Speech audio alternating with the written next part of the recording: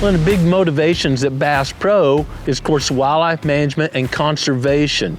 And to have good conservation, we need to manage the land to support fish and game species. And today I want to share some about managing habitat for wildlife. All populations, humans, ticks, whatever, are a factor of the habitat. We can improve habitat and favor desired populations, or if the habitat's degraded or not providing the appropriate resources, of course, those populations are going to decline. Let's say you've got a new project and you're wondering what the first step is. You want to attract some deer, turkey, or whatever your favorite game species is, but you really don't know where to start. Well, what I like to do is identify the limited resource for those species in the area. All species kind of revolve around food, cover, and water. You figure out what species you want to manage for, and then look at those resources of food, cover, and water for those species in the neighborhood and see what's missing. Maybe cover is short, and you could add cover to the property where you're managing. So step one is identify what resources are available, and just as importantly, which resource is the most limited of food, cover, and water in the neighborhood. Knowing that identifying the limited resource is one of the primary goals, let's talk about ways we can easily accomplish that. Talking to neighbors is a big one. They may say, oh boy, at this time of year, this resource is very limited. There's a lot of free resources online, including satellite images. You can zoom in, zoom out, and cover a big area around the area you're managing. Of course, nothing beats boots on the ground. It's always good to walk the area and kind of make a checklist. Oh, this area is really thick. It provides the cover for the species I'm looking for. Or I noticed all the ponds are dry at this time of year.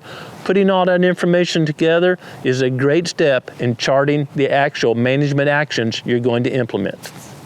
Again, when I say resources, I'm primarily talking about food, water, and cover.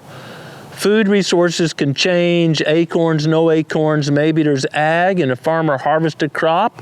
We also want to look at, are we trying to provide food year-round or just during the hunting season? Maybe you've got a really small piece of property you're managing and your objective is to make sure deer are using that property during the hunting season.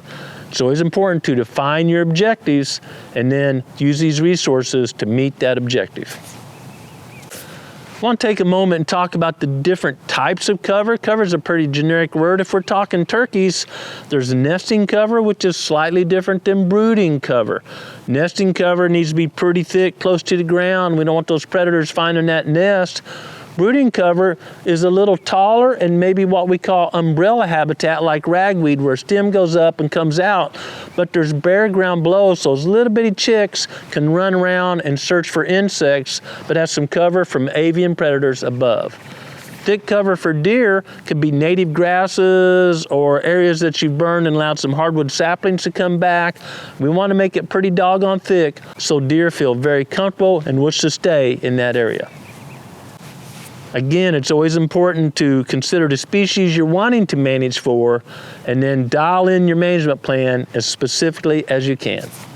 Water is something I believe we all consider because we're taught from an early age to drink a lot, stay hydrated. It's so important for our health. And that's also true for wildlife. But wildlife aren't as picky as where they drink. So even though you walk a property or you study it on a satellite image, you don't see a big river or a great big pond, that doesn't mean water's not available. There are oftentimes springs and seeps and just moist areas, and wildlife typically is more comfortable drinking there than a large body of water where they kind of feel like predators can pin them in.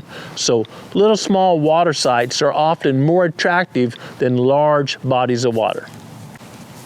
We talked about brooding and nesting cover for deer, but it's really important to have secure cover. We call it security. And you might think about this. Maybe there's a big patch of brambles and blackberries behind your house. That'd be good cover, some native grass in there. But you train your bird dogs or your rabbit dogs there every day. Well, that's not security. So we like to think about cover structurally and also an area that has very limited disturbance. So we want critters to feel very comfortable there and want to return there over and over again. So add security to that form of cover. Once you've identified all these resources and maybe you're thinking about where you want to place them or create them, establish them, Don't forget, there's a design aspect here. There's a little bit of art coming in this. It's not just checking off a list. Let's say you're a hunter. You want to think about how you're going to approach that food source without alerting deer. Think about that food source in relationship to the cover. And if you're walking in daily where the predominant wind is taking your scent from the food source right to cover where you think deer are coming from, that's not a very good design.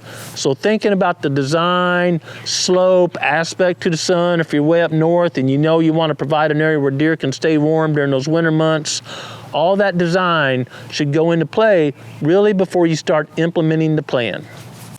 Kind of summarizing this, I believe it's always most important to start with identifying and establishing that limited resource. If you've identified its food, cover, or water, work first to establish that.